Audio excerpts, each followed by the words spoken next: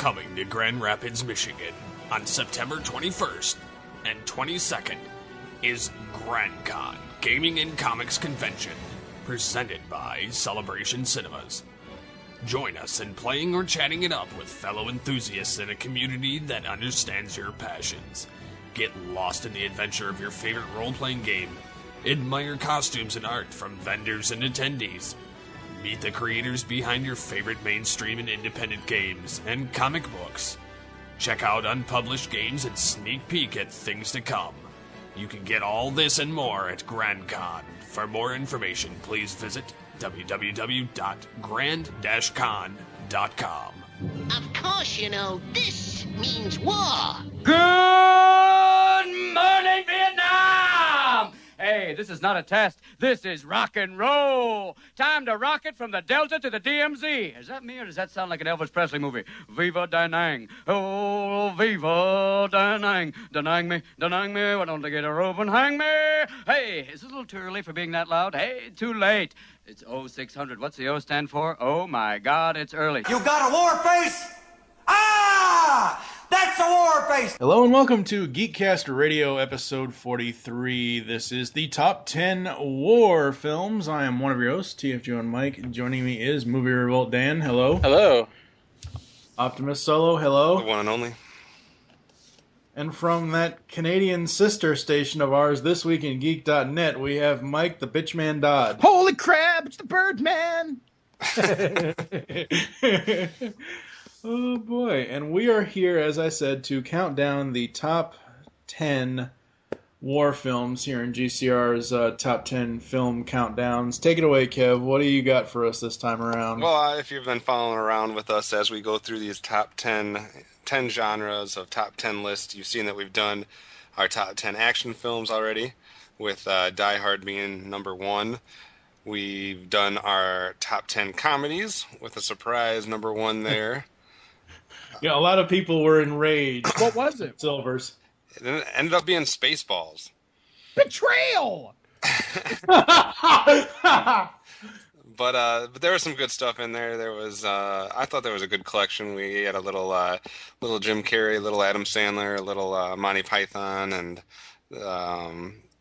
there was a good selection there. We've had some people on the website that have obviously disagreed with the list, but it's our list, so.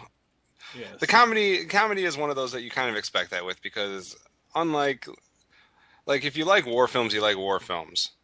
And yes, there's different types, but it's not like comedy where everybody can have a completely different sense of humor, and some people like, dry humor, and some people like satirical stuff, and some people like there's such a broad range of different comedies. So I'm not surprised that people disagree with the comedy list. Being the only person that has obviously seen the top 10 here for tonight, I gotta say, so far out of the 3 lists, yes, there's some stuff that I would rather have on there, and we're each going to have disagreements on stuff that we think should have made the list, but overall, I cannot complain about our top 10 tonight. I think we did a good job. Yeah, I'm pretty shocked, honestly, with a couple of the ones that got left off that we'll be talking about. Yeah, I'm definitely surprised. When we can get that. We'll get to that right now, actually, because if you're not familiar, the way this works is, obviously, we've all independently submitted lists. I've compiled them, counted up the votes, etc., and we ended up, we all ranked top 20s, basically, and we've ended up with a top 10 list. And what we do in our introductory segment is we talk about all of the movies that got at least a vote by somebody that did not actually make the top 10 list. We call it our honorable mentions. It can be, as far as number of films that can be covered here, it depends on each genre and how many different films got voted on. So we will open it up and then let go around the horn as far as surprises that we've seen on our honorable mention list that maybe somebody expected to see on the top 10 list, and you can make your case for why we got it wrong, that they're not on the top 10 list. And we can start with our guests here, Birdman. I was going to say, normally I'm, pretty much a hedonist and everything else, and I want to take control, but yeah, we need to let Dodd talk about this, because... Yeah, this is genre of films I'm actually a really big fan of. Like, I watch a lot of documentaries on Netflix, so war's kind of my thing. one of the ones I was really surprised didn't make it. How the hell did Band of Brothers not make this? The reason why Band of Brothers, why not a lot of people voted for it, was because originally it was not a film; it was a HBO miniseries. Well, so a lot of us didn't count it as a film. Well, it was still on the list. That's why I presumed. Right. But, I mean, it's probably one of the best... Maybe it shouldn't have been on the list, Kevin. I mean, I think it's one of the best depictions of the Second World War. I mean, there was a follow-up series, kind of, The Pacific, which wasn't as good as Band of Brothers. But another one I was surprised, Guns of Navarone. Surprised there, because that's a classic. Red Dawn, that's another one. This one could have gone either way, because you can see it very much as an American propaganda film. But it's a very cool guerrilla-style movie, which is what I liked about it. I mean, even the remake, despite what you may have heard, it's not that bad. I actually kind of liked it. Another one that I was surprised to see on here was Inglourious Bastards, considering how popular that was in the last couple years. Tora Tora Tora. Dirty Dozen really surprised me. Same with a lot of the Ash. classics got left off. Like the classics, not... Yeah, I mean, but I guess you have to kind of appreciate that style of filmmaking, because I know it's hard to go back and watch some of these movies from the 50s, 60s, and 70s compared to the 80s and 90s, and even now. It's just because editing's different, pacing is different, directing is different, so not everybody digs that. But some of the more modern films, I'm surprised Jarhead didn't make it. Born on the 4th of July, that's another good one. Good Morning Vietnam. Damn surprised. And same with Zero Dark 30. I call blasphemy on Good Morning Vietnam. That should have at least made number 10. At least, because... If not Stripes. For me, okay, like I agree with a lot of people that there's a lot of good... And like Dad, like war movies is my thing. You know, I was a history major. I taught history for 3 years. So I'm all about historical movies and whatnot, and I agree that there's a lot of these that I'm like, oh, I think this should have gone in, and I think that should have gone in, but just hold your breath though, because when we get to the top 10, I think it starts to make sense how some of these didn't get in there, because there's just a lot of good war movies. I think for me, maybe the if I was to pick 4 or 5 that really surprised me, Last of the Mohicans would be one. I just think that was a really well done piece. I think it's kind of got lost over the last decade or so. As far as recent films, you know, even though it didn't focus on the war completely, Lincoln is obviously a popular movie these days. But as far as some of the older ones, I think this one's really underrated, and that's Life is Beautiful. Never heard of that one. If you haven't seen Life is Beautiful, you need to go see it. You need to find it on Netflix, if it's on Netflix or Redbox or on demand or something, because that is a fabulous movie. It's almost in the vein of like a Schindler's List type movie, but it does a really good job of kind of showing you the multiple sides of war. What year did that come out? It was in the 90s. 1997. Yeah. It is on Netflix. It is streaming on Netflix. Okay. I'm looking at it right now. Gettysburg surprised me a little bit. Deer Hunter, and then some of my just kind of personal ones that I like. I like U-571. I like kind of the other, getting to see some of the submarine warfare and that type of thing. Doctor Who was left off too, and that's in the same vein as U-571. Yeah, I agree. And Enemy at the Gates, kind of on the sniper side. I'm not surprised it didn't make it, but I just kind of like that it gives a little bit of a different view. The one that came closest without making it would be Black Hawk Down. Just missed it by a couple points there. I didn't personally vote for it, but I just wanted to throw it out there that was the one that was closest to making it that didn't. Dan, what are your thoughts on some of the honorable mentions here? I guess one that doesn't surprise me, but I think if we made this list in 5 years from now, I think it would make the top 10 is Zero Dark 30. Being that it just came out last year, maybe people haven't seen it or were hesitant to vote for it, because it's hard to place a film that was only out for a year in a top 10 list. But I think that is like a brilliant film.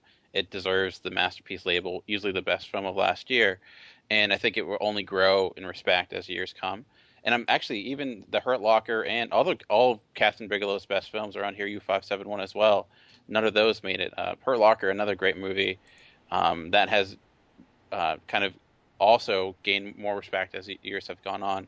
And I love that movie. It's those two films, like The Hurt Locker and Zero Dark 30, maybe one of the best back-to-back films for a director in quite a while.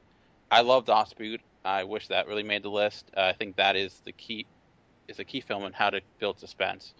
It uses sound to an epic level in that submarine. Like, you really see nothing, and you just see these men standing in a sub, and it's so suspenseful just because of its sound or lack thereof. Other ones that I'm surprised Black Hawk Down didn't make it, because it has the appeal to broad audiences, but also for war buffs.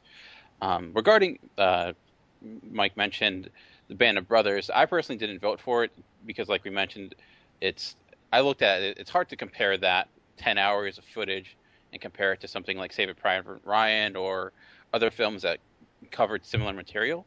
So that's why I personally didn't vote for it, but I agree that it's one of the best, if not the best, depictions of World War II. Just how it's able to get at those characters and the core unit of the Band of Brothers. And I've been lucky enough to meet a lot of those guys in real life, Captain Winters and all of those. And they're really great people, and I think that film really did them justice. Other films that didn't make it, you mentioned Life is Beautiful. That is a great movie. Tora, probably the defining Pearl Harbor film, and I'm surprised that Pearl Harbor got more votes than Tora. I'm surprised Pearl Harbor got any votes. Yeah. You know what movie deserved to be on here, and I just thought of it now? All's Quiet on the Western Front. Yeah, there would have been a few that probably didn't get to our year. For most of the genres, we only looked at probably the last 50 years, right? Yeah, well, most of the genres we were looking at 1970 as a cutoff, just because we really weren't going to be able to give credit enough, because too many people have not seen some of the classics, and I didn't want people to be like, that's a classic. Well, 4 out of 5 of us haven't seen it or something. So we kind of try to make it more of our generation or our lifetime, so that we could give a better depiction of stuff that we've probably seen or at least been exposed to. But I agree. Yeah, there are some definitely some classic older ones on there that if I was making my own personal list would probably make a list. And one last one is that I would like to mention, just The Pianist. Again, that's one that doesn't necessarily involve the war. It's more of the repercussions of the war. But that is, too, a really well-done film. It's really beautifully shot. The movie that made Adrian Brody, he gives a great performance.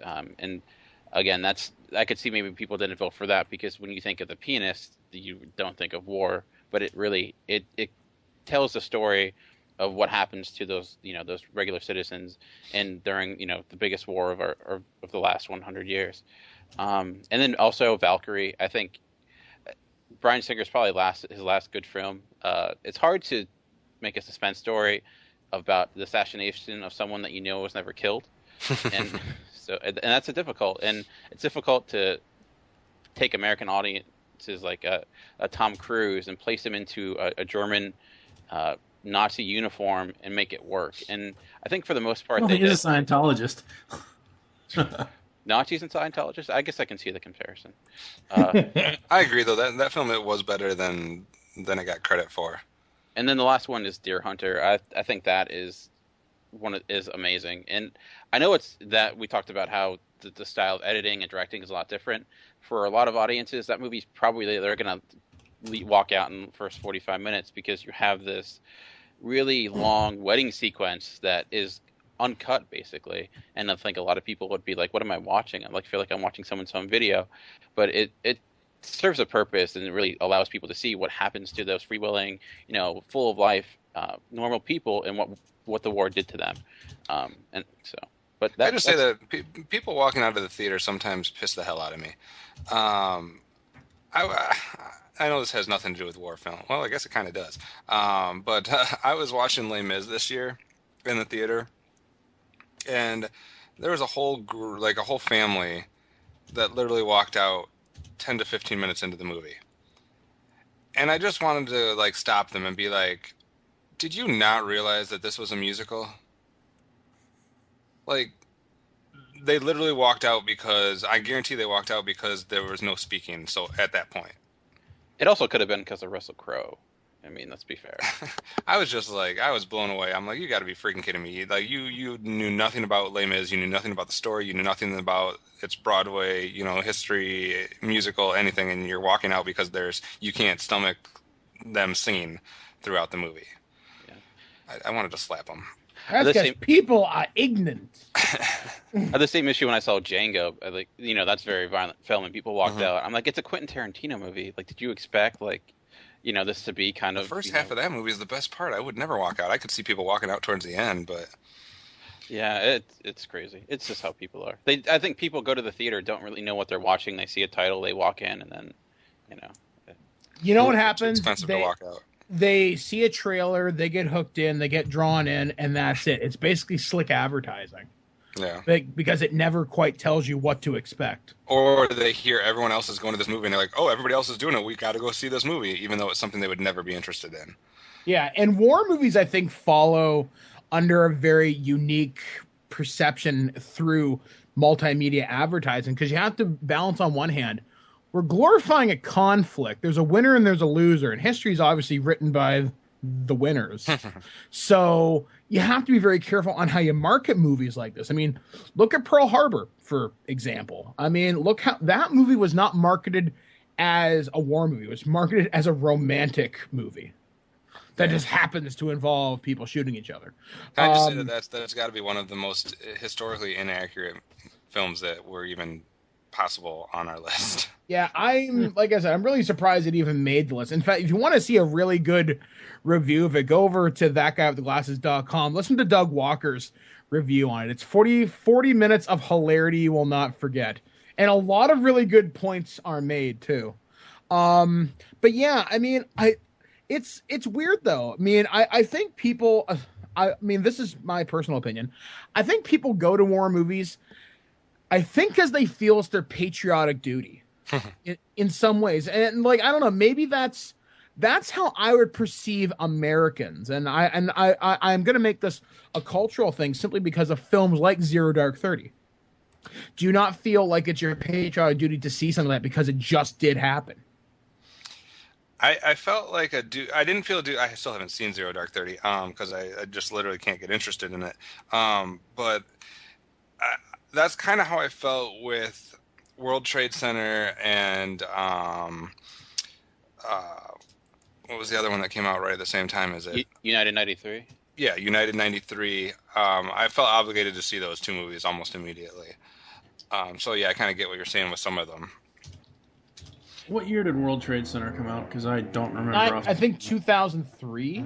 I didn't see that movie until 2006. I just still I still haven't seen it. I saw it, and I can't believe they made a movie about that. Soon?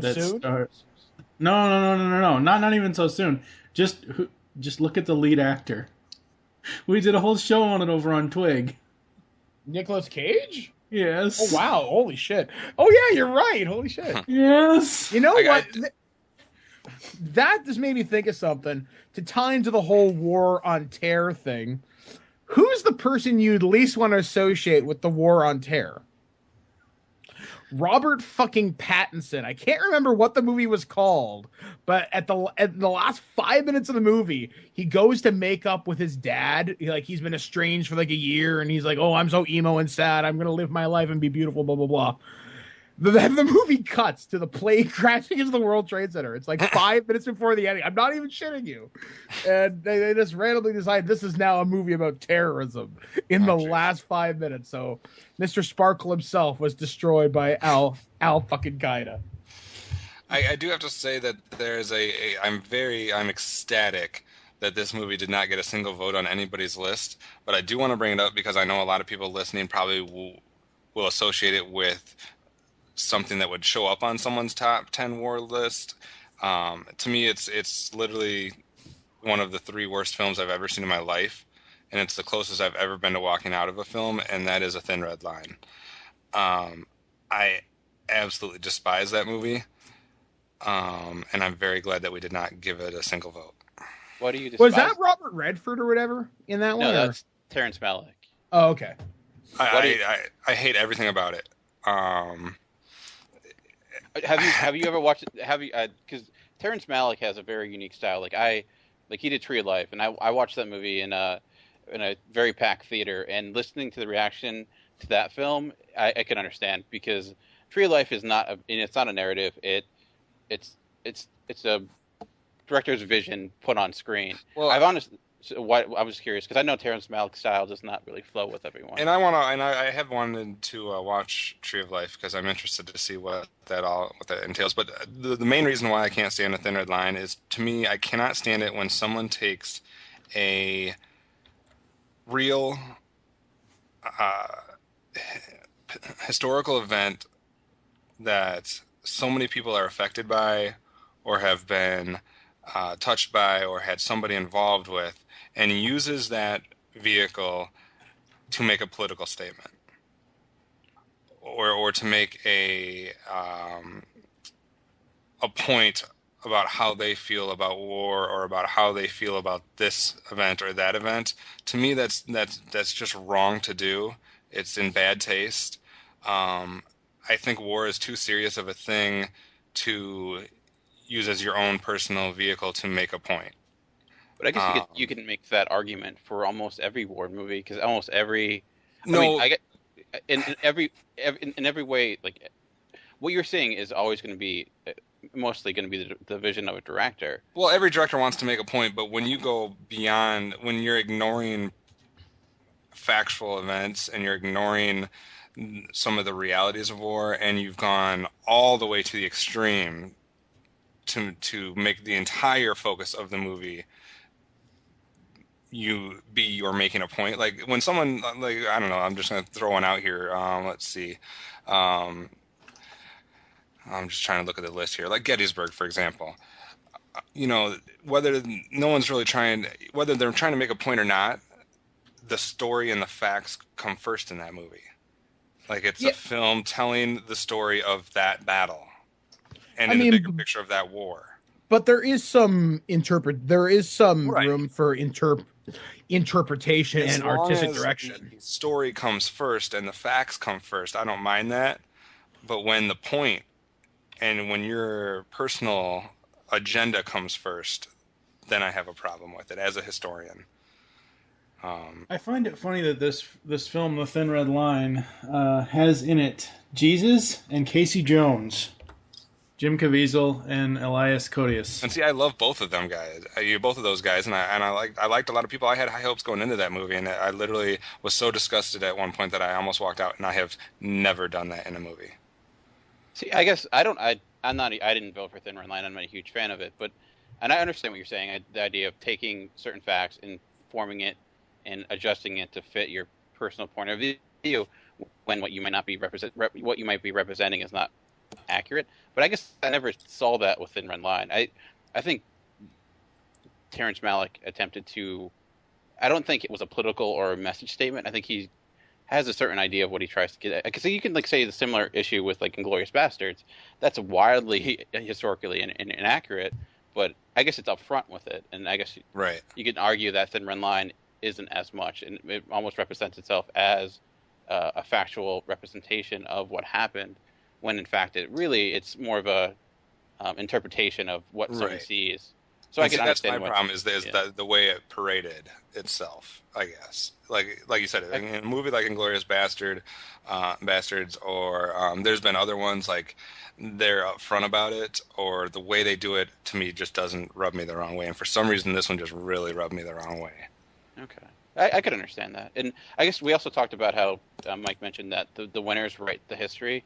And I think that's why films like we haven't mentioned are Letters from Iwo Jima, and we did mention Das Boot, but seeing a film from the other side, even Tora Tora Tora, which is a very even-handed film that doesn't really paint like one side as evil, one side as the good guy. It's more of a better representation of what really happened. As I think those films are important because of what they do and how they try to be as factual as much as possible, and not try to make these people as evil people but humanize them and make them, they're not much different than us. Yeah, because I thought it was a genius idea for them to do both for the Letters from Iwo Jima and the Flags of Our Fathers.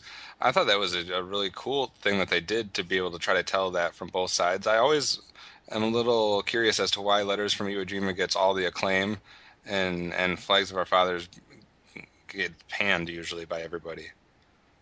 There was one scene in a movie very much showing the other side. It's once again from All's Quiet on the Western Front, where it's a bunch of German kids that get conscripted into the war, and they announce there's the armistice on, and the kid's writing in his journal is like, say, hey, the war is over, we're going home, and the kid gets sniped. And that always struck me as a really important moment in film, because that's something I saw that in my grade 10 history class, and I've never quite forgotten it. Now, I don't know, just I've never seen the movie, but I wonder if it would qualify. Would Lawrence of Arabia count, or like Gallipoli? Lawrence of Arabia, yeah. Its center is considered a war film. I mean, it's really almost a character study of but I think it would count. But it's obviously before that 1970 time frame. Oh, okay. Yeah. If we're going all time, yeah, that's one of Right. the greatest movie of all time, bar none. Not even counting genre. But yeah, I think if we're looking all time, that would be considered without a doubt. And Gallipoli, I considered that. I mean, it's within the time frame. It was in my group of movies I was considering. I just ended up not voting and voting for it. Any other thoughts on our honorable mentions before we get to our number 10 movie? I just want to take another quick look Go ahead. over the list. Let me see. Last of the Mohicans, I'm not surprised that didn't make the top 10. I mean, I don't know. Us natives in film never get a fair shake. Just saying. Sometimes being brown just doesn't pay. Another one, I think Stripes, but then again, that's more of a comedy as opposed to being an actual war movie. Jarhead's another one I'm really surprised, because that's a nice breakdown of watching someone go through the shit. I mean, I would call it a modern Full Metal Jacket for all the crap that character has to like go through. Other than that, MASH, once again, very surprised. But no, that's pretty much all I got. TFG one? No. The one thing I will say, and this is actually doesn't pertain to film, but Mike had said that usually the winners of the battles are portrayed. What I find interesting these days is that FX can start a television show called The Americans about KGB spies, and what if, like, showing the other side of the Cold War in the 80s. I find that very interesting nowadays, that they can show that kind of stuff on TV. I thought that was cool. I think we're now in the right kind of space, at least in terms of accepting the fact, hey, this used to happen, that like we can do it. Now, we're not going to get a sympathy show or a cool show about Al-Qaeda spies invading American airports.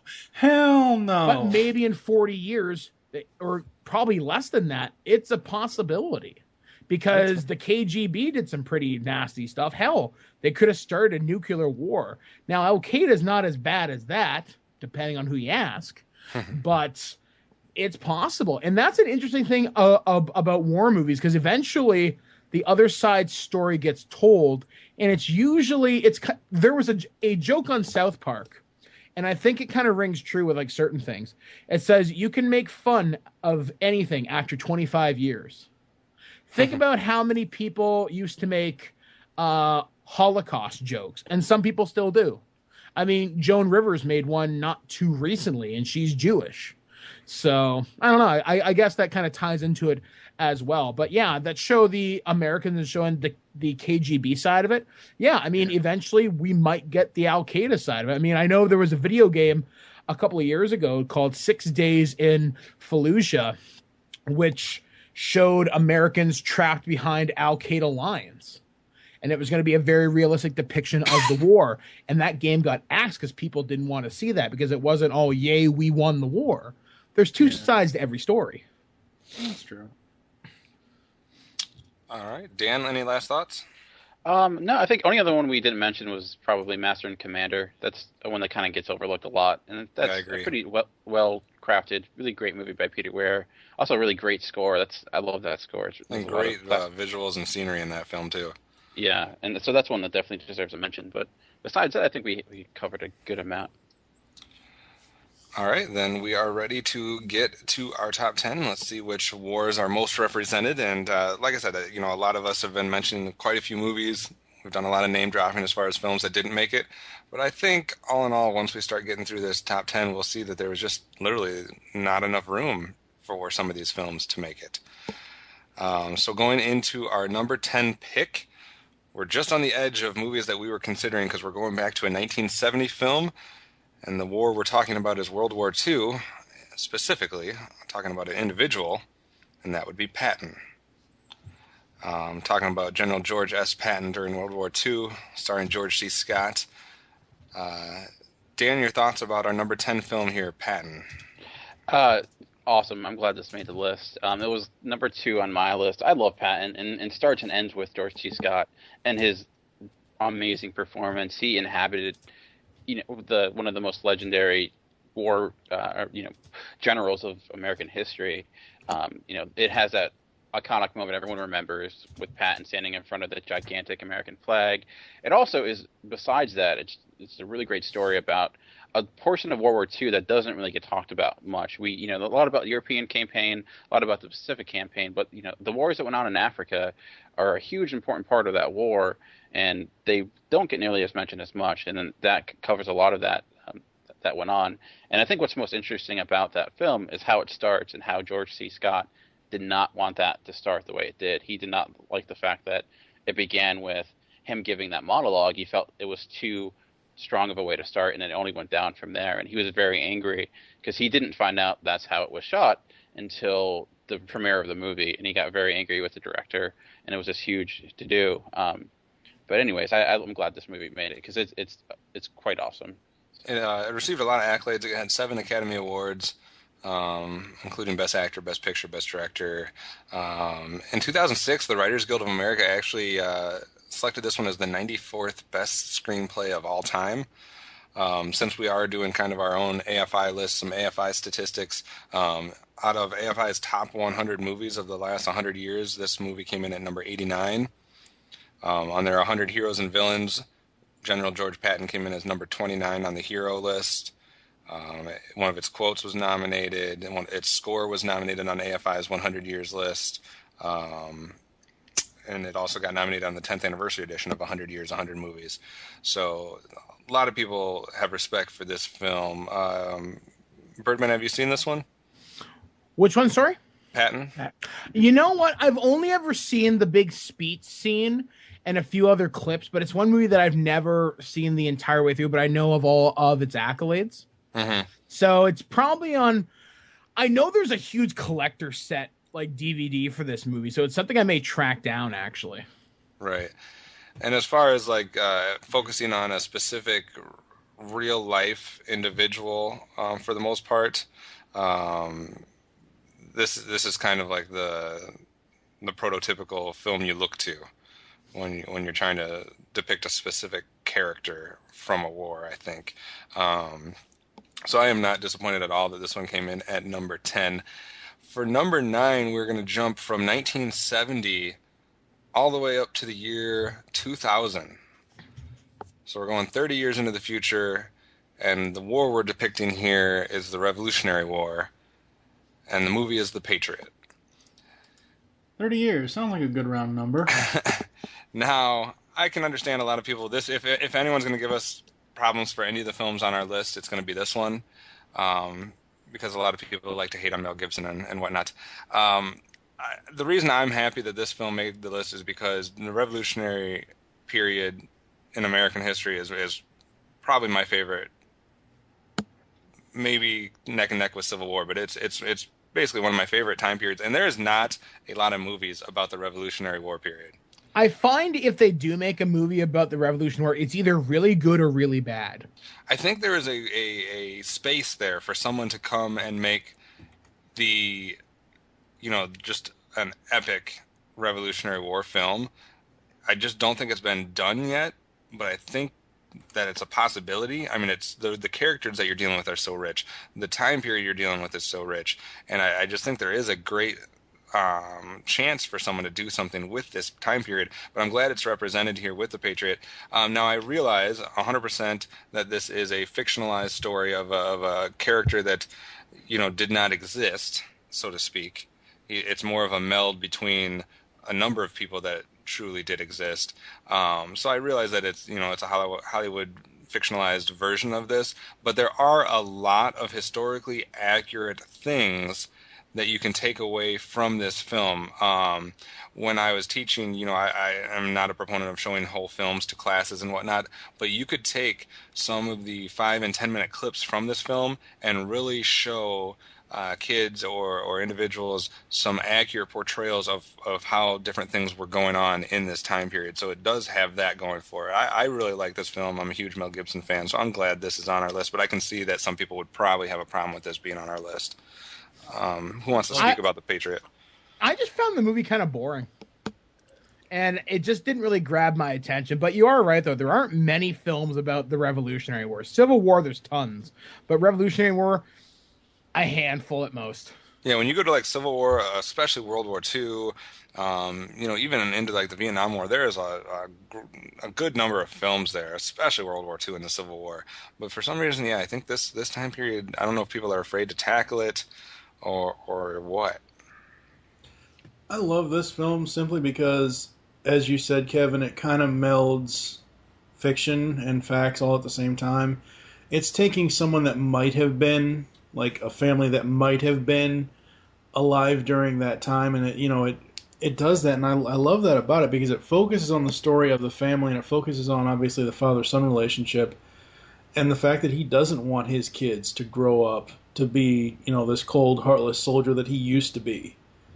And I just think the film is amazing. It's one of the better war films, I would say, from in the 2000s. Mm-hmm. It's that generation of war film, even though it's about the Revolutionary War.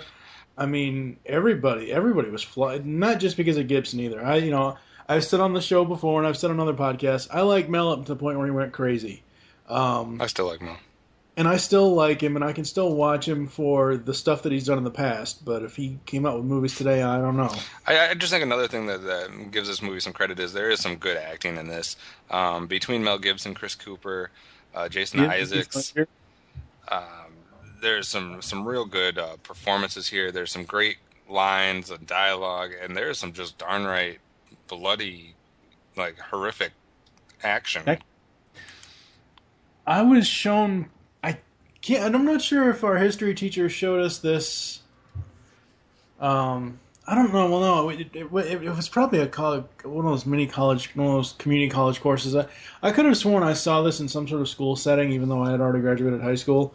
I could have sworn I saw this somehow, where someone told me if you slow-mo it up enough, the cannonball scene, you can see every step from the cannon being fired into when it hits the guy. And well, what's some real good stuff to watch on this one actually is some of the special features.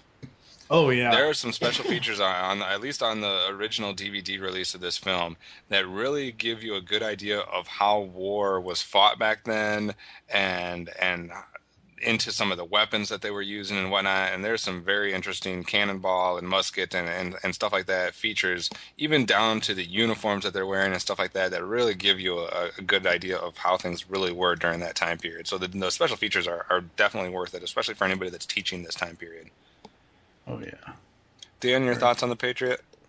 It's okay. I'm not a huge fan of that movie. I don't dislike it. I think there are a lot of honorable mentions that we mentioned that I would probably put ahead of that. There are great moments in that film, but as a whole, I think it pales in comparison into other things we mentioned, like Deer Hunter, or even like Tor, or even like Black Hawk Down and Zero Dark 30.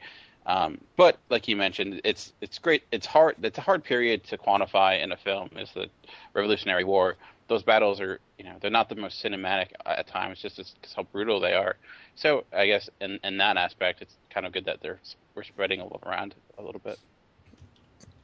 And going into our number 8, we're bouncing all over the time period here because we've gone from 1970 to 2000, and now we're going to back up to 1989. And we're also going to catch another war here. 1989 is going to be talking about the Civil War, and that film is Glory, starring Matthew Broderick, Denzel Washington, Cary Elwes, Morgan Freeman. And Neelix from Star Trek. Directed by Edward Zwick. I think this is a great Civil War film. There's a lot of good Civil War stuff out there, but I was expecting this movie to make the list, and I am glad that it did. It got some Academy Award nominations and wins, and it was on some AFI stuff too. It was nominated for the 100 Years, 100 Movies. One of the heroes was nominated for 100 Heroes in 100 Years.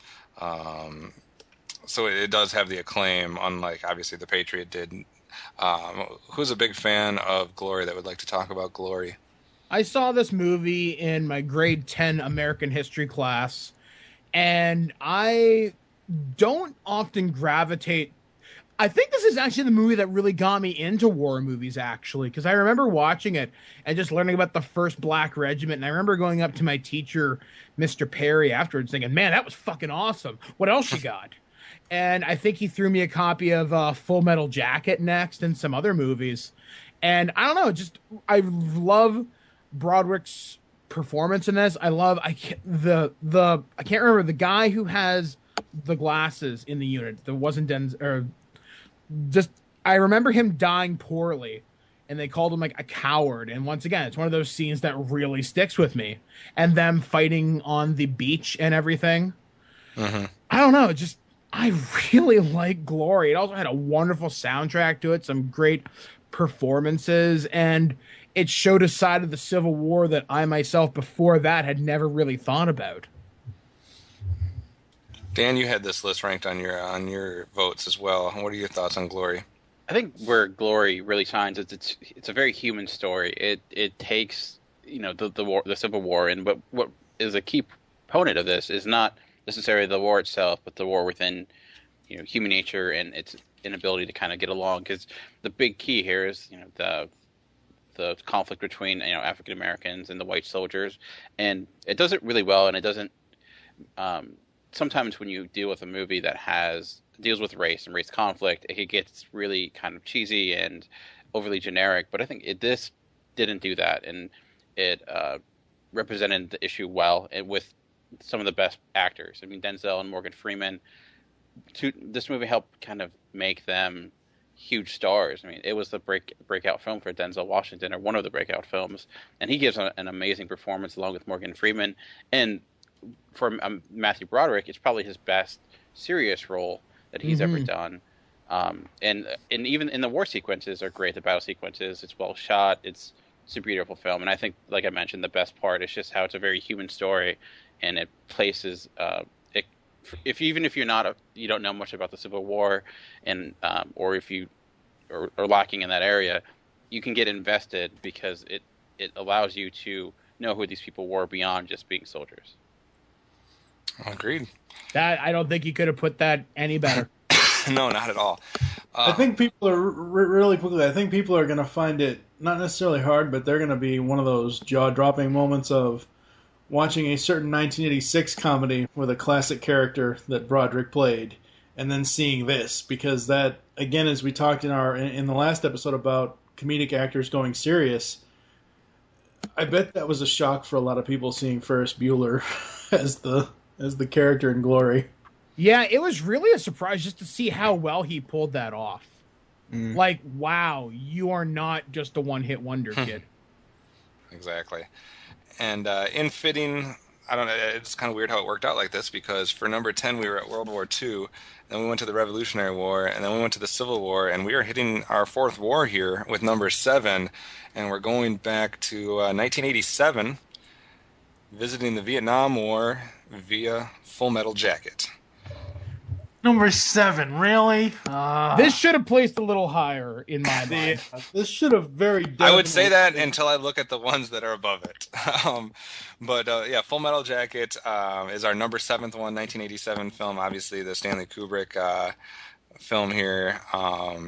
Matthew Modine, our Mike's Law and Order man there. Vincent D'Onofrio, Adam Baldwin. And this obviously is kind of like a cult favorite when it comes to war films. And it's gotten quite the reception. It has a 97% on Rotten Tomatoes, which, not a lot of movies get that high of a percentage. It ranks number 95 on AFI's 100 Years, 100 Thrills. A lot of people love this film, so who would like to talk about Full Metal Jacket? I have a question for the panel before anyone talks about it. How many people stop watching the movie after Hartman gets shot? It's a good point if you want to take a break, if you want to go grab a snack and come back. But I can see your point, because it's almost like this was two different movies spliced together. Yeah. Because, actually, there's a wonderful documentary. If you guys can get the Blu-ray 25th anniversary for this movie, whoa, it's 2 hours of amazingness. But, yeah, I mean, Mike's got a point, though, because once you get out of the training camp and you go to actually Saigon, it's a completely different movie, because the characters are really, really easy to identify when they're in training, but when they're in the field, they're all dressed the same. And I know that's supposed to be the kind of imagery and the iconography that you're supposed to see here. I don't know. It does kind of lose its effect until you get to about the last 10, 15 minutes of this film with what happens with Joker. You know what? I can talk spoilers. When he shoots the little girl, that really hits home. And then they start singing the Mickey Mouse song. And I remember thinking as a kid, oh, that's kind of goofy. That's kind of weird. But then once you listen to the commentary on this movie with Adam Baldwin, Matthew Modine, and all that, you really get a really weird insight into it. And yeah, this is probably my favorite war movie, simply because, like I said, all the performances are really great. Hartman is amazing. R. Lee Emery. Mm-hmm. This man can never die. If anybody gets a pass on death, it's him. Because he makes that role. I mean, he was a former drill sergeant. He was really pestering these guys. And I remember they say off camera, he's a really sweet old man, and they don't expect this from him. But when they need him to turn on the charm, so to speak, he's right there. And this was also my first Stanley Kubrick movie.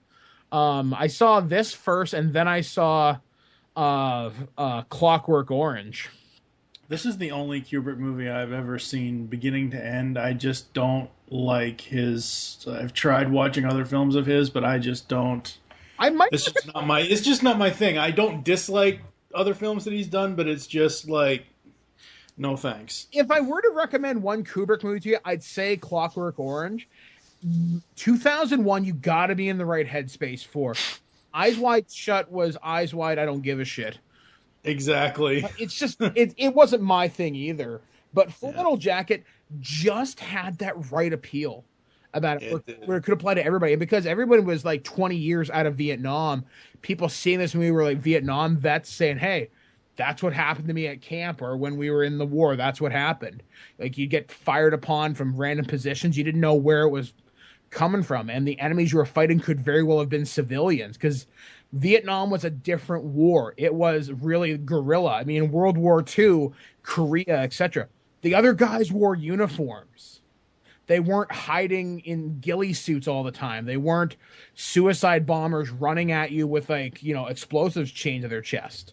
And that's something Full Metal Jacket, they got the brutal style of Vietnam War without being too kind of bloody about it. And it really said a lot, I felt. Now let me ask you guys this. As the wars have progressed here in the U.S., well, just with the specific wars that the U.S. has been involved in, specifically between World War II and Vietnam, did the Army get... how am I going to word this? Did the Army get really desperate? Because... Yeah. Take a look at... No, seriously. No, they did, because... Wait, because take a look at Steve Rogers. He was essentially a 4F. Nobody, if you get 4F status, you don't get to be in the service. And you look at Gomer Pyle here, There's no way, unless they were absolutely desperate for soldiers, there's no way they would have even let him into boot camp. I'm going to piss off a lot of people with what I'm about to say. So I'll just put that disclaimer out there.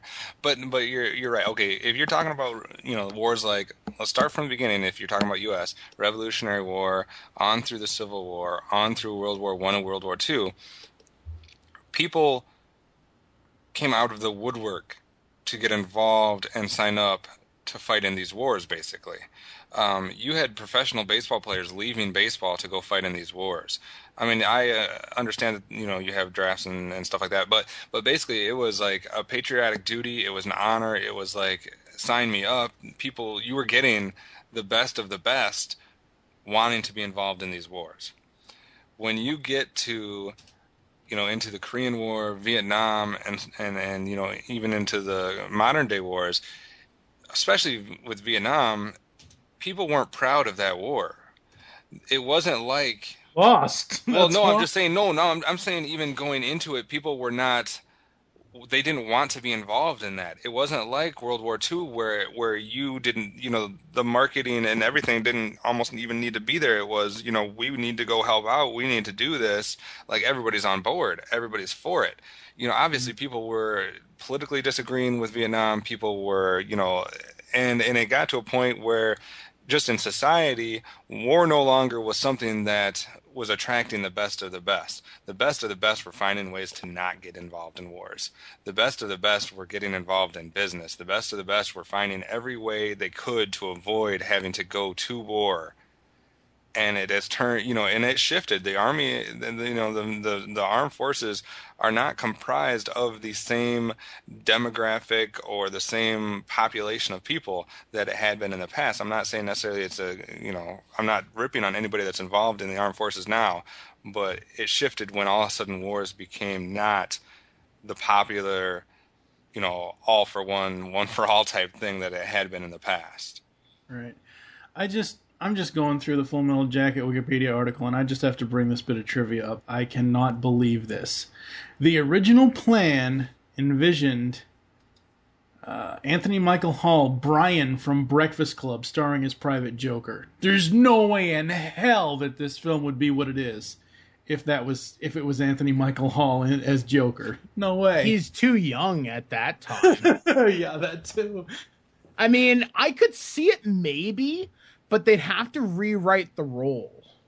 Yeah. Because he couldn't carry the film himself. No, Modine was at the right age and the right experience. If Hall was a secondary character saying, "Hi, I'm just 18, I'm here to fight," maybe. If they had him be a friend to Joker and have him die during Basic, or have Gomer kill him first and then Hartman, yeah, I could totally see that. But no, he could not carry that film. Yeah, no, not at all. Dan, what are your thoughts on Full Metal Jacket coming in here in the number 7 spot? Oh, very glad it made the list. Like, you guys mentioned a lot about it already, and this thing, you can't talk about that without talking about Arlie Ermy, who is just, the highlight of that movie. He's amazing. Just his sense of humor and just how he ad-libbed like everything he said, and it made sense for Stanley Kubrick to get someone like an actual, someone who does that role in real life. And regarding the two halves, I like that format, and I'm probably maybe one of the few people like the second half a little bit more. I think both are fantastic, but I just love that the sniper sequence in the second half. It's one of my favorite of all war films. And you mentioned Stanley Kubrick has a lot of great war movies. I mean, Paths of Glory, one of the best World War I movies of all time. You can see a lot of that influence on things like Saving Private Ryan. And also Dr. Strangelove, which is not necessarily, I guess, maybe war film, maybe not, depending on how you look at it. But yeah, great. Film Metal Jacket, it was able to do a lot of things. It was able to be comedic, dark, and respectful, and have a really poignant message without being blatant. So going into our number 6 pick on our top 10 list, we're actually going to stay with the same war and stay just about the same year almost. We're going to 1986 for Mr. Berenger, William Dafoe, and Charlie Sheen. And this Vietnam film is Platoon. The first casualty of war is innocence. Now, obviously, this one had all kinds of acclaim, winning Best Picture. Roger Ebert gave it 4 out of 4 stars, calling it the best film of the year and the 9th best of the entire decade. It has 87% on Rotten Tomatoes. It was number 83 on AFI's 100 Years, 100 Movies. Most of us had it somewhere on our list, so who would like to speak to Platoon? It's funny that this beat out Full Metal Jacket. It's kind of fitting because By 1 point. Yeah, but at the time, I mean, Full Metal Jacket, I think people forget that wasn't really a film that was loved by like the Academy Awards. It didn't really get anything, and a lot of the reason is because Platoon came out the year before and it was so loved. It was almost like Vietnam fatigue at that point. But Platoon is another. It is these two films are. It depends. Like I keep going back and forth which one I like more. Like it's almost like whatever one I watched the last time. But I love Platoon, and it's back when Charlie Sheen actually had innocence. It's crazy to think that, but he did, and it really told that story well of the Vietnam War and gave that. There were a lot of great Vietnam War films before that, and it's hard to kind of do something new with a topic that was visited so much, but they did that, and with really great imagery and again another strong cast and some great actors, and it almost felt like Apocalypse Now, the lighter version. It's not as heavy with the imagery and the more metaphorical meanings, but yeah, I love Platoon. It's a classic, all-time great. Another one of those movies I saw when I was in high school and immediately fell in love with. Just a great movie overall. I love Charlie Sheen. I love Willem Dafoe as the wise one who gets, dead. But no, I really like this movie. It's one of those movies I've been meaning to buy on Blu-ray for quite some time, and probably will buy on Amazon literally as we type this. But yeah, it's one of those movies that staged it. Plus it had a really, once again, great soundtrack to it, and oddly enough had a video game. I don't know how the hell you make a Nintendo game out of Platoon, but they did. They sure did. Oh, goodness, that cracks me up. I would speak more to this, but it's just been so long since I've seen this movie. I did rank it on my list because I remember the impact it had on me when I did see it. But I'm not going to be able to speak to too many details just because I need to rewatch this like tomorrow. I'm the same way because I haven't seen this since high school. Right. So it's we've had our 2 Vietnam films and we've had all U.S. wars going up through this juncture, but that is about to change with our number 5 film on the list. We're going not just a few years back, we're going a long way back, except for film release-wise, we're only going back to the year 2000. And our number 5 film is the epic historical drama, the film that made Russell Crowe relevant. Oh no, Gladiator. This is a film I'm surprised made the list, actually. I'll do all my gushing and then let you guys bring me back to reality, I guess. I still think this, for me, from that decade, from 2000 to 2009, this is like at the top of my list. This is, for me, one of the best films of the decade.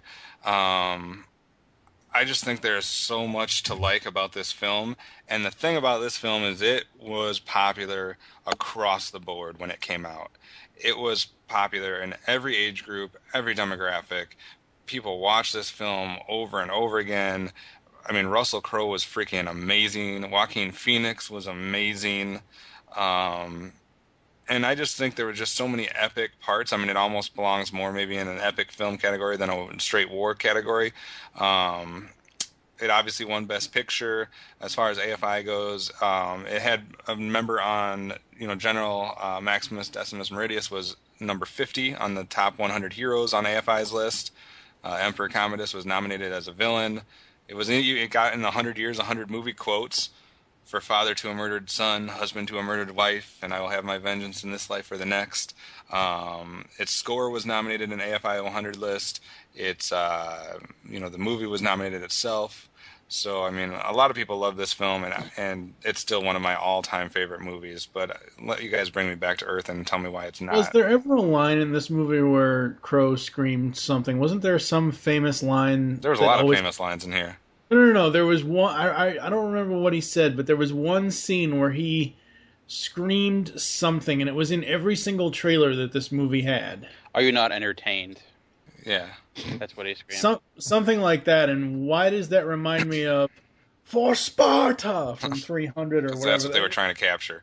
The feeling that this movie gave when he did that. But to me, it just boils down to the story, though. I mean, you have this guy who is basically, in a perfect position, having his life torn away from him, reduced to slavery, and then somehow being able to rise back up and to get his vengeance. I'm not saying it's realistic or anything like that, but it is just a great movie. And for me, last thing I'll say before I let you guys talk, so many of the movies that try to go into these long time ago eras are terrible. Or completely flop. I mean, you can just go down the list. Alexander, Troy, Kingdom of Heaven, King Arthur. I mean, even though I find bits and pieces of those that I can enjoy, I mean, they get Camelot, man. What's that? But say if we're talking about all those movies, I think what was it? Was First Night the one with like Sean Connery? Yes. Wasn't there another one called Camelot, and it was kind of halfway shit too? Yeah, I've seen like all of these that go into that genre. It's because I think you ride the thin line between history and fantasy, where it almost wants to draw in the Dungeons and Dragons nerd, to which I am a part of, because we expect those epic battles. Yeah. But this is the one that for me went to that era, went to those long time ago forgotten eras, and somehow was able to still get it right and not.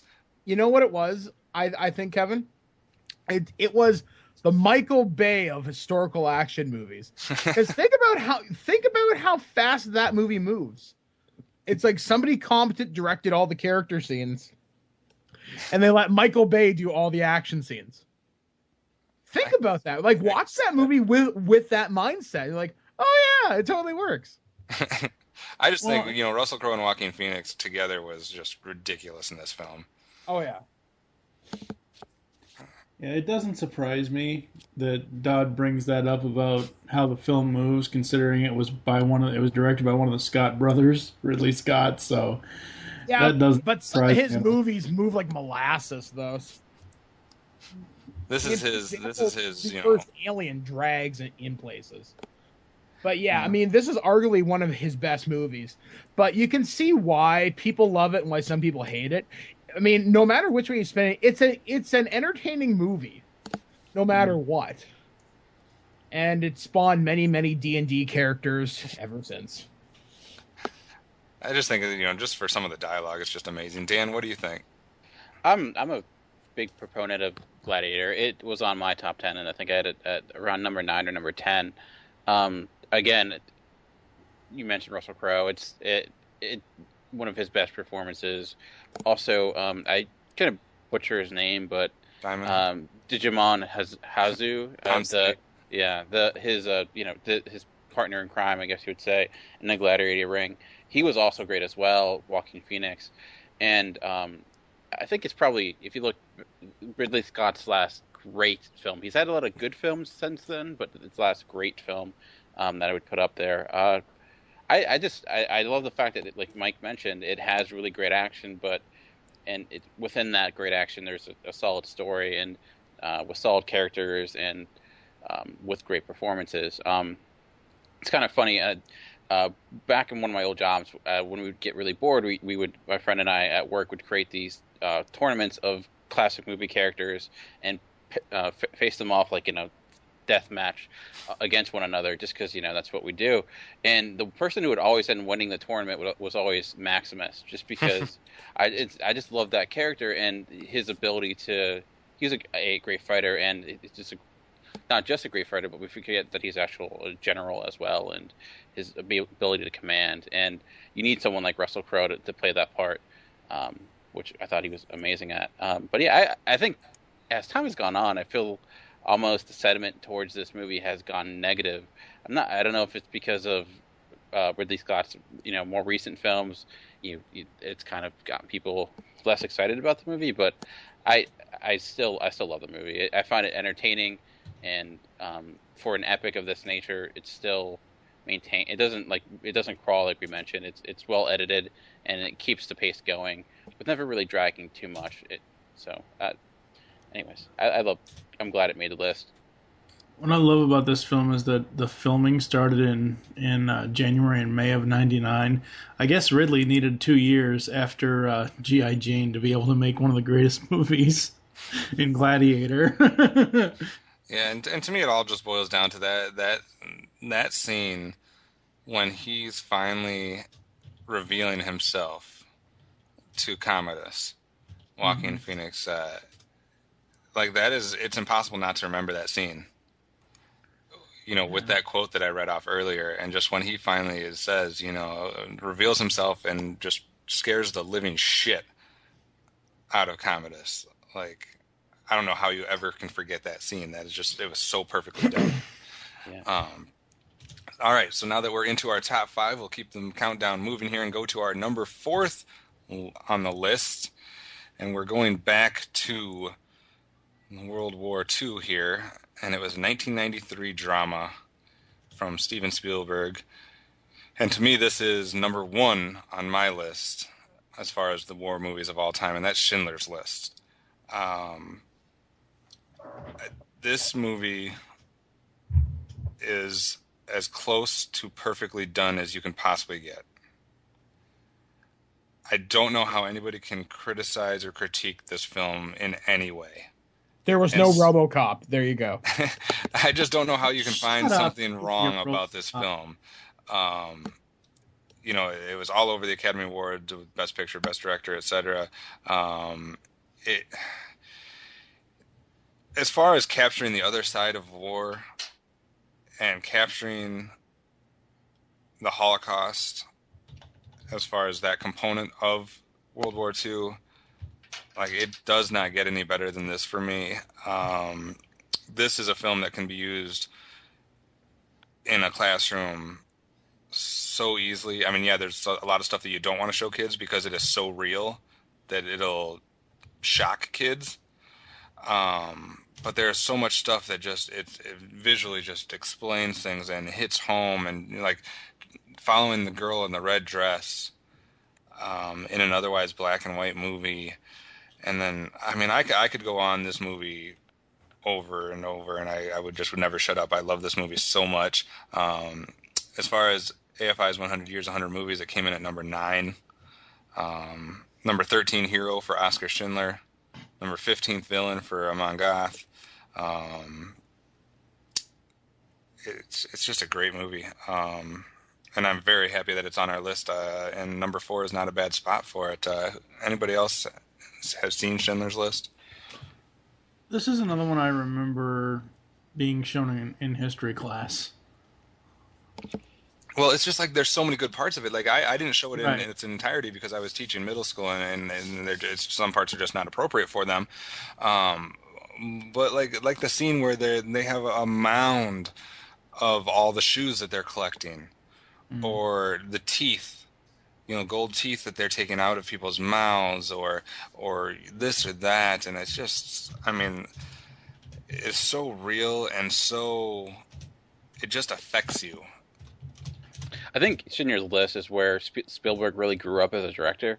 Not that he was immature, but I think still to this day, it's his masterpiece. It's his best film, and he took a really difficult topic. The Holocaust, obviously, it's one of the saddest and the most tragic events in human history. And there's been movies about it, and it's a really easy topic to get into, the tragedy, porn aspect of it, where you kind of just overdo the tragedy, and it gets to the point where it's just too much to bear. But I think he did it in a very subtle way while still being very impactful. And like you mentioned, those small moments that are everlasting. And the Blu-ray of this just came out, the 20th anniversary Blu-ray, and it's absolutely beautiful. It's just gorgeous black and white, and it shows you it. I think that was a genius move to decide to shoot it in black and white, because it made it even that more drab, that more memorable, because the life was just sucked out of you, but not in a negative way. But you kind of have to, when you approach a topic that is so controversial and such a heavy issue, it's hard to do right, and this is done beyond right. It's done as best as you can possibly do it. It's in every aspect: cinematography, score, acting, script writing, and direction. And it's, again, one of the best movies of the 90s, maybe one of the best movies of the last 30 years. If we were just to remove, best war films, I think this would, and just say best movies since 1970, this would, I would say, would have to be within the top 5. So I'm really glad it made the top 5 of this list. I think another thing, just real quick, is another thing that really makes this film so great is how accurate and how much attention to detail was given, how much research and how much advice and everything went into really taking a very touchy subject and accurately portraying it to the nth degree. And I think that's what Spielberg does. I mean, he is one of those directors that if he does a piece like this or like Lincoln, he wants to get it right. He just doesn't want to, oh, hey, let's fictionalize it. What I find interesting about Schindler's List and the casting, Ben Kingsley, who plays Stern in Schindler's List, this year becomes the Mandarin in Iron Man 3. I find that very, very interesting casting. And Liam Neeson is just... Oh, yeah. It's surprising. Outside of what I think are just crappy movies in the Taken series, it surprises me where Liam Neeson pops up. You've got him in Star Wars. You've got him in the A-Team, if you like the A-Team movie. If not, fine, whatever. But he pops up at the least likely moments that you expect him to. I think he's kind of turning into this generation's Malcolm McDowell. He'll do anything for a paycheck as long as it's fun. So yeah. Give it about 10 years and Liam Neeson may indeed be doing birthday parties. Well, I mean, it's to the point where he has done so many epic things that, like, he has nothing left to prove. It's like, yeah. I'm just going to have fun now. He's like, I'm fucking awesome. What are you going to do about it? Any other people have thoughts on Schindler's List? All right. Guess not. Then we will move to our number 3 on the list. We're getting towards that top 1 here. Number 3, another film that we've already covered a couple different times. We're going back to 1979, and we're going to touch on the Vietnam War one more time. This time through the eyes of Francis Ford Coppola and starring Marlon Brando, and not Charlie Sheen, but Martin Sheen. We're going to Apocalypse Now as our number 3 war film on our list. Who would like to start with Apocalypse Now? Dan, that was number 1 on your list. Yeah, go ahead. It was number 1, and to appreciate Apocalypse Now, I think what you also have to do is watch the Heart of Darkness, the documentary about the making of Apocalypse Now, and just how. That's also though. I had to read that book in college actually, so you could also read the book Heart of Darkness, and it's pretty intense. Yeah, and just Martin Sheen almost killed himself. It was crazy, just everything that went on to that movie. In a way, you can almost it. If you look at the 1970s, it was a decade of directors who had major control over all their films. And Apocalypse Now, it took years to make. It cost so much money, went over budget. It kind of stopped that. So a lot of people look at it as the bookend of that era because of what studios were like, okay, maybe we shouldn't give directors this much power. But anyways, regarding the film we talked about earlier, it's kind of the reason I asked you about the Thin Run Line regarding its historical accuracy and kind of taking an event like a war and placing your vision upon it, because that is what Apocalypse Now is. It's not trying to be, hey, this is a direct representation of what happened. It's beyond that. It's deep in every way possible. Everything that's said and everything that's done has 3 or 4 or 5 or 6 different meanings to it. It's a movie that you have to watch repeatedly, I think, to kind of understand where it's going. Don't watch director's cut; it's absolutely horrible. Watch the original cut; it's much better. Why? I Okay, think- well, you have to tell us why the director's cut is bad. It's just a Fucking lot. long. It's really long, but it's just extra stuff that doesn't need to be there. It doesn't really flow with it. It feels really forced in, and it really hurts the film as a whole. To speak to what you were saying before, though, I think the reason why I have more of a problem with a Thin Red Line doing it is also the war that they're covering. And with Apocalypse Now, I think it's just somehow by default becomes more accepting to have people take and put their own vision on it because it's dealing with the Vietnam War, which in and of itself is such a convoluted, controversial, multifaceted war. Compared to doing something like that with like a World War II or something like that. So I think it's just somehow more accepting for Francis Ford Coppola to do this with a Vietnam War than what I see with the Thin Red Line. So that's where the difference is for me. Okay, I mean, yeah, that makes sense. But like I mentioned, I think Apocalypse Now never tries to represent itself as, hey, look, I'm trying to be a biography of this real life soldier. It's pretty evident from the start that, hey, this is not a true to life story, but it's amazingly done. And to me, when I think of what you can do, because when I look at, there's different ways you can handle a war film. You can be an accurate representation, saying, I want to show people what it was like to be in a war. I want to give these soldiers their just due, so people know what they had to go through. Or you can take something like that. You can take a historical event and shape it into a certain way in order to kind of get to a certain meaning or certain hypothesis or theory on something. I mean, you see it all the time with paintings, with every form of art, and I think it's fine to do that with a movie if it's well crafted enough. And Francis Ford Coppola is one of the best directors. I mean, I don't think there's a director ever that had as strong a decade as he did in the 70s. I mean, Godfather, The Conversation, Apocalypse Now. It's a pretty impressive film list right there. So that's why I just think it is a representation of what you can do with something like a war movie and go beyond anything that was done before and has been done since. So. It currently has a 99% on Rotten Tomatoes. Like I said, that's very hard to do. Mike, what are your thoughts on Apocalypse Now? You can go, Mike. It's one of those movies, such iconic imagery, like seeing Martin Sheen just rise out of that pool of mud. Fucking awesome. I had that as like my desktop background for like a year. I just love that scene.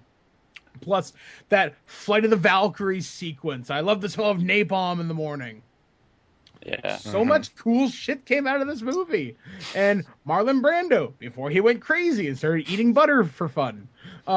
Just once again, fantastic film, and there's not too much more can be said about it. Like, although Dan's right, watch the documentary, it gives you a whole new insight into it. Yeah, I just find it funny that you go from being a doomed Kryptonian to a general. You and your references.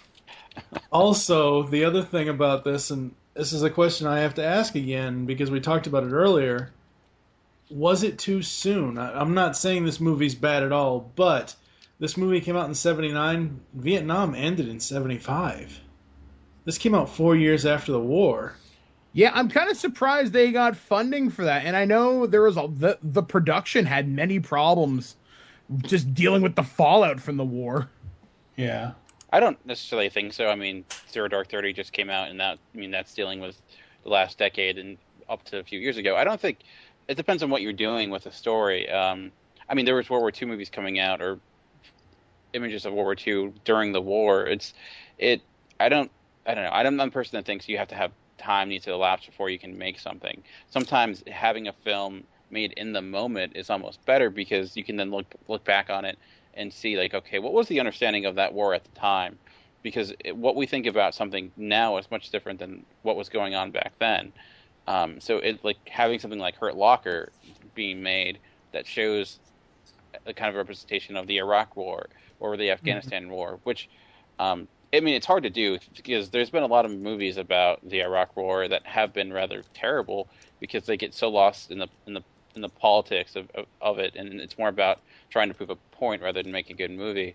I think so. That's where the issues come. But I think saying, "Oh, we have to wait a few years before we can tell the story." If you have a story that's respectful and it doesn't try to exploit what happened, I don't have an issue with it. I don't think you have to wait. Like, I don't have an issue with United 93 coming out a couple years after September 11th, because I felt it was a great representation. It represented that moment, and it was important, and it almost allows us to move forward in some way. It's almost like a part of the healing process. So I don't have an issue with it. Yeah. All right. Any other thoughts on our number 3 movie on the list, Apocalypse Now, Mike? Nope. All right. Well, that is our 3rd Vietnam War film, but not to be outdone is World War II, because our 3rd World War II film will come in at our number 2 spot, and that is going to be 1998's Saving Private Ryan, which I know would top a lot of people's lists. Another amazing film from Steven Spielberg. And Saving Private Ryan, I mean, what didn't it win when it came out? Exactly. It didn't win Best Picture. That's what it didn't win. Right, but it seemed like it was nominated for every single thing. Except for Best Original Song. Yeah, exactly. I mean, it got nominated for 11 Academy Awards, and it's on all kinds of AFI's lists. I won't go into all the numbering, but I'm not at all surprised that Saving Private Ryan is on our list. If it was not on our list, that would pretty much make our list an immediate epic fail. So I'm not surprised that it's on our list. Am I surprised that it's number 2? I'm not really even surprised that it's number 2. It's an awesomely done movie. I mean, I had Schindler's List ahead of it, but I can see why other people might have Saving Private Ryan ahead of it. So who wants to speak on Saving Private Ryan? Oh my god, I forgot the cast in this movie. You forgot what? I forgot most of the casting in this movie outside of Hanks and Sizemore. Vin Diesel. Edward Burns, Vin Diesel, Giovanni Ribisi, Matt Damon, Ted Danson. What the hell is Sam Malone doing in this movie? I forgot he was in this. Paul Giamatti, Dennis Farina. Just a bunch. Bryan Cranston. Mr. Breaking Bad himself. What is he doing Barry here? Pepper, yeah. Yeah, and everyone's favorite Firefly, Nathan Fillion. I didn't see this movie when it first came out. I saw it a number of years later. I like it. It's a good movie. It's probably something I need to go back and watch because, like I said, I saw it a few years after it came out, and I haven't seen it since. If you wanna show somebody, teach a class about, if you've been going through with a class and teaching them different things about war and how the Revolutionary War was fought and whatnot, if you want to teach someone about at that time modern war and how that was done, right? I mean, if you just show them the 30-minute storming of the beach clip. Yeah, storming of Normandy. I mean, that is just ridiculous. Want to hear something really disturbing, guys? And I take kind of a weird pleasure out of this.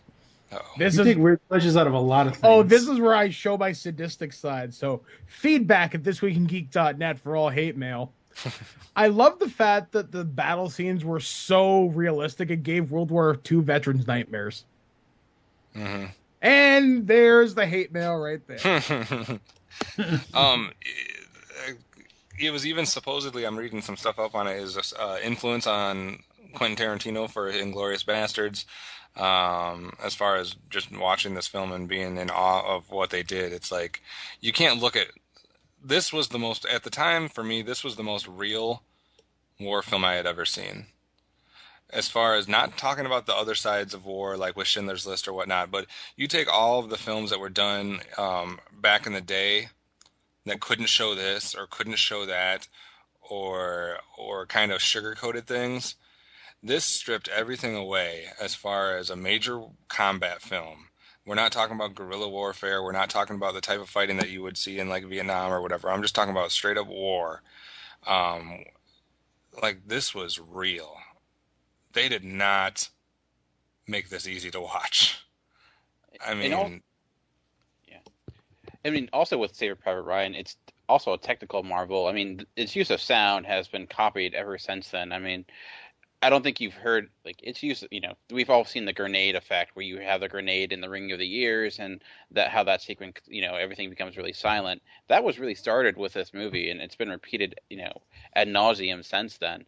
And it's beyond just like everything you mentioned, Kevin. It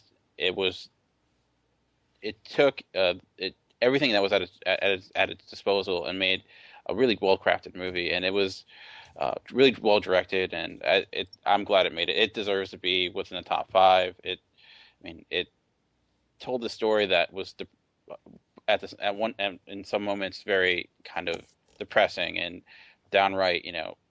It's hard not to be cynical after seeing all these things these people go through, and then having kind of an uplifting message as well. But it's fantastic, and like you mentioned, if you want to see just what war is like, I've never been in it, so I can only assume that watching this is the closest thing I'll ever come, hopefully, to being part of it. And let me read something here for you. World War II veterans stating that the film was the most realistic depiction of combat they had ever seen. The film was so realistic that combat veterans of D-Day and Vietnam left theaters rather than finish watching the opening scene depicting the Normandy invasion. Their visits to post-traumatic stress disorder counselors arose in number after the film's release, and counselors were advising that the more psychologically vulnerable of veterans avoid watching it. And I think we should also mention, because it almost sounds like we're the way we're talking about it, almost like glorifying hey, look at what's happening. But I think Steven Spielberg is very, even ever since then, has been a huge proponent of kind of veteran rights and kind of allowing us as normal citizens to understand what they went through. And it never was glorifying war. It was representing what it was really like. So these veterans can get the respect that they deserve because of everything they did, not to sound cheesy, but for our freedom. They went into, bullet fire, running in the bullet fire, knowing that they're probably going to die, which is kind of crazy. And this, along with like Band of Brothers, which kind of, it's almost the other story of Saving Private Ryan and how that even expanded upon it further. It's just, that to me is just the quintessential World War II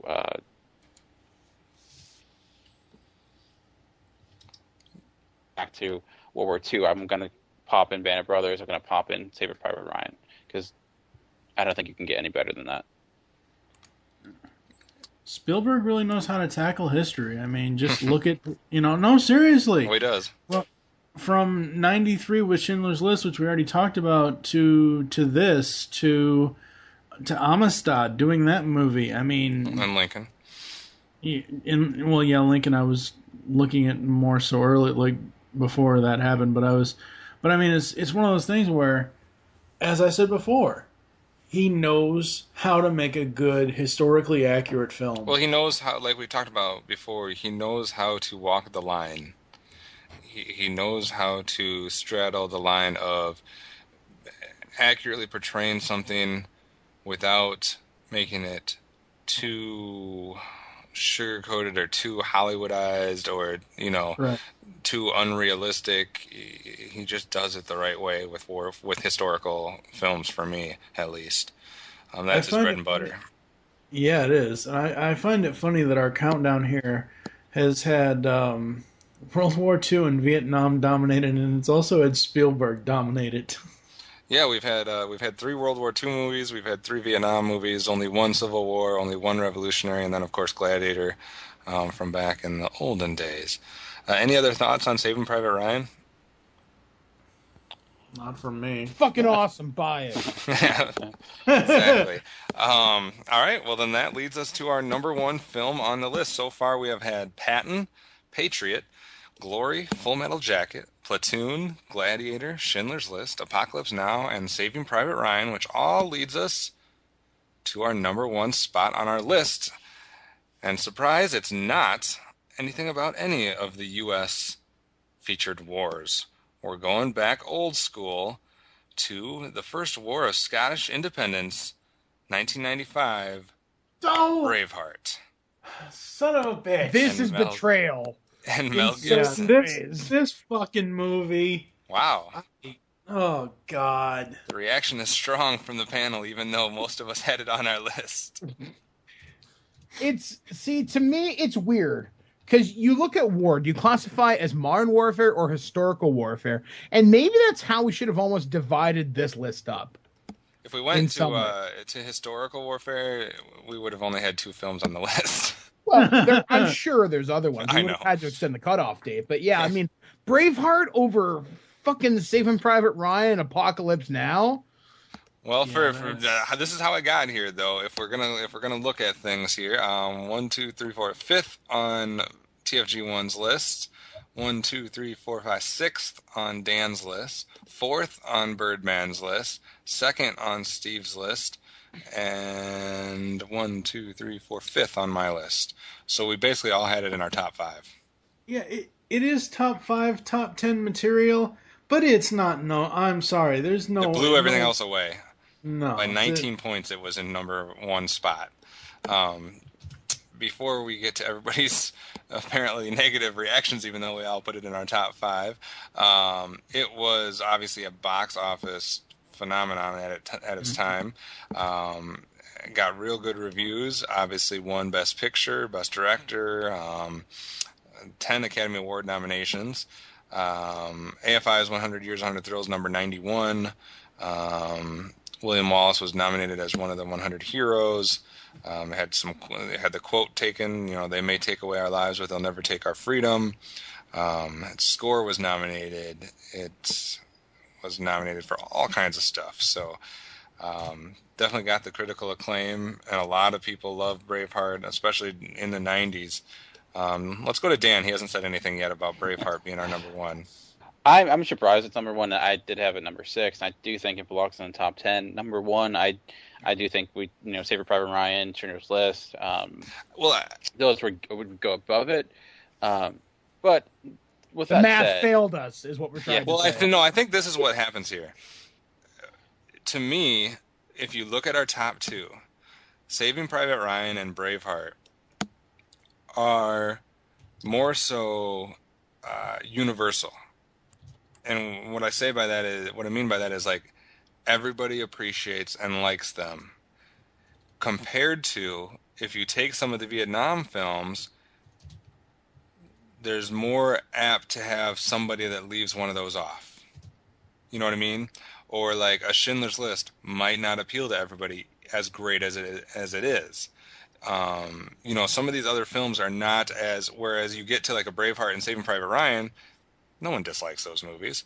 You know what I mean? They're going to include those movies, whereas some of these other ones, maybe one person leaves that off because they don't care for that style, or one person leaves it off because they don't, you know what I mean? Yeah, something I'm not surprised that these two kind of rose up. My top one was Schindler's List, but I'm not surprised that these two are near the top. Yeah, and I think too, part of it with Braveheart, we talked about historical accuracy. Braveheart is one that has very little, but it's not something many American audiences are coming in with a background knowledge of, so they have no idea how accurate it is or not, and so it's not really a key factor. Not that makes a movie good or bad, but something like Apocalypse Now, like we mentioned, which is it's controversial. It's not everyone's cup of tea, so I could see, like you mentioned, why that wouldn't make it, or something that's really weighty like Schindler's List. I doubt anyone's ever going to say, you know what my favorite movie is? Schindler's List, because it's not something you're going to rewatch every day, because it's a tough watch.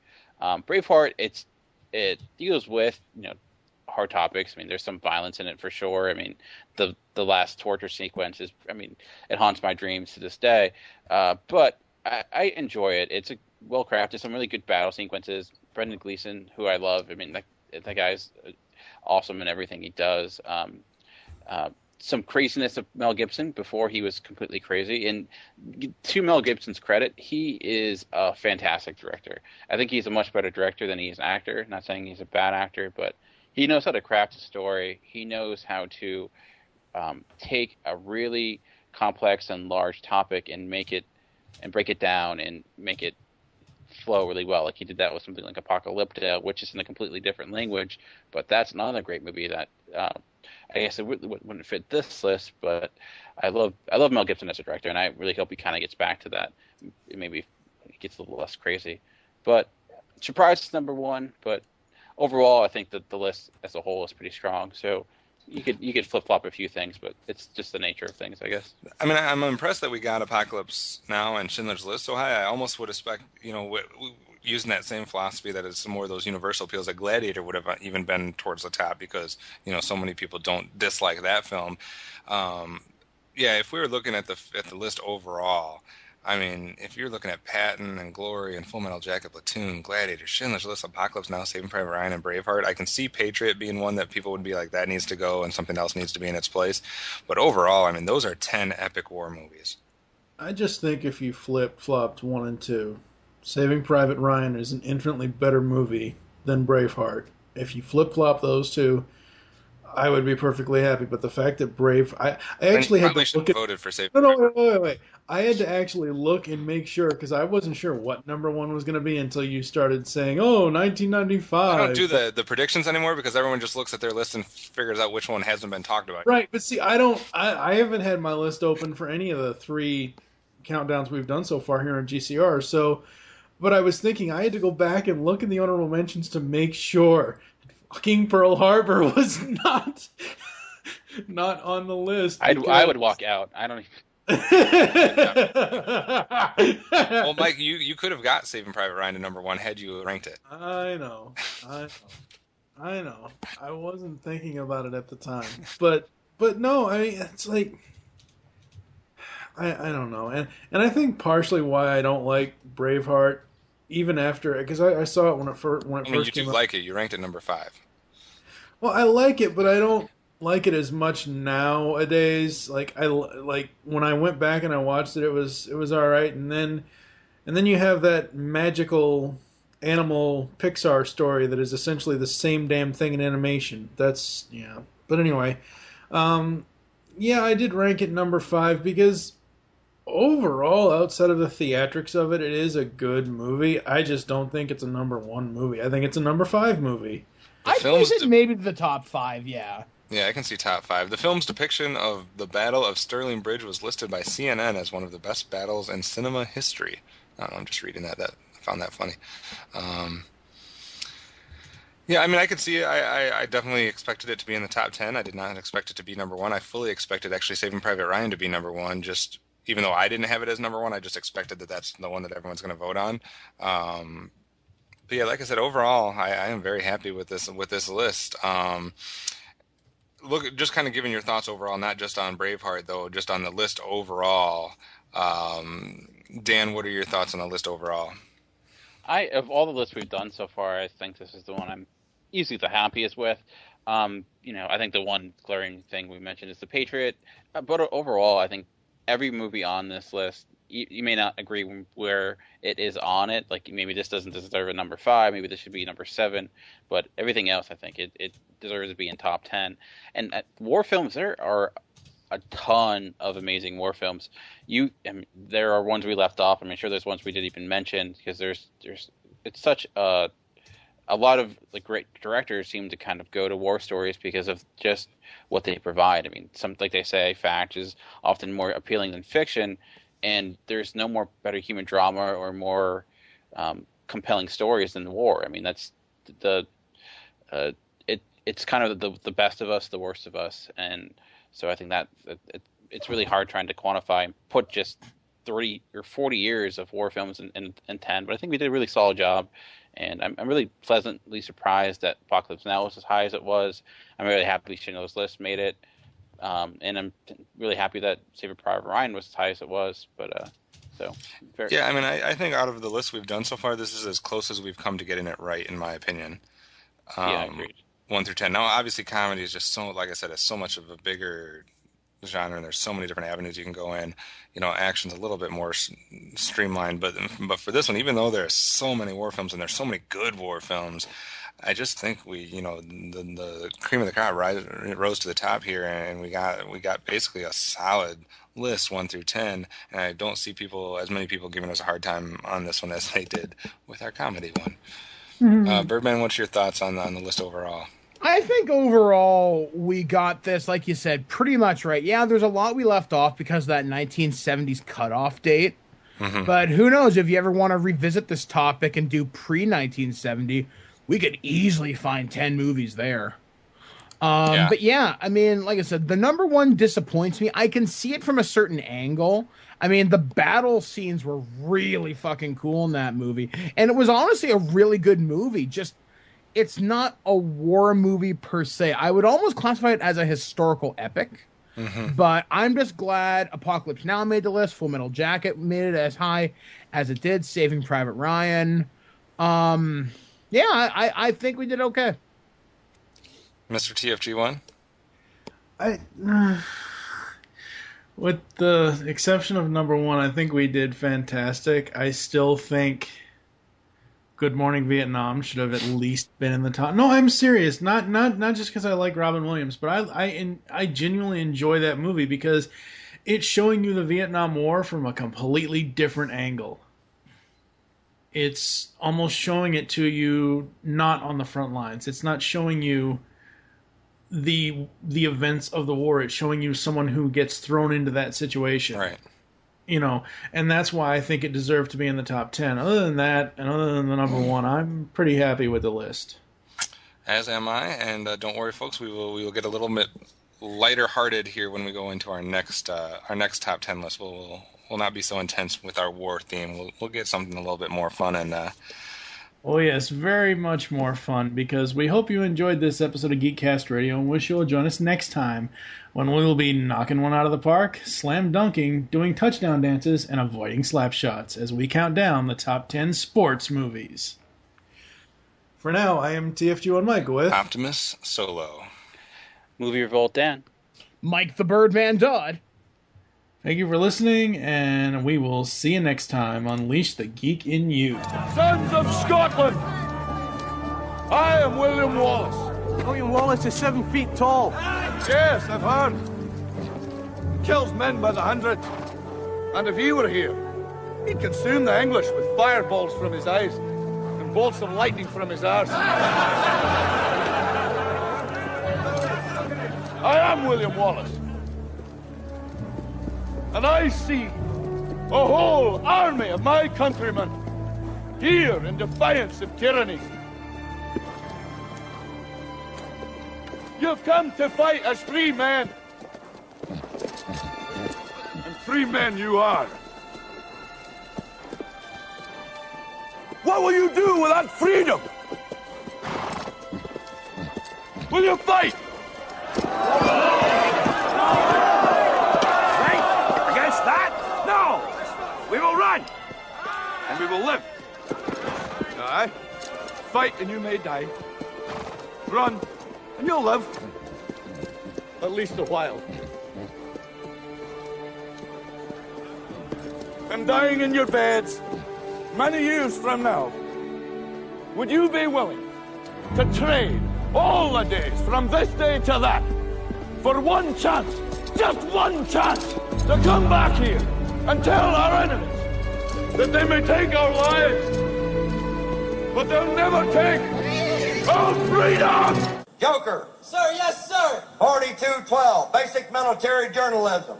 You gotta be shitting me, Joker. You think you're Mickey Spillane?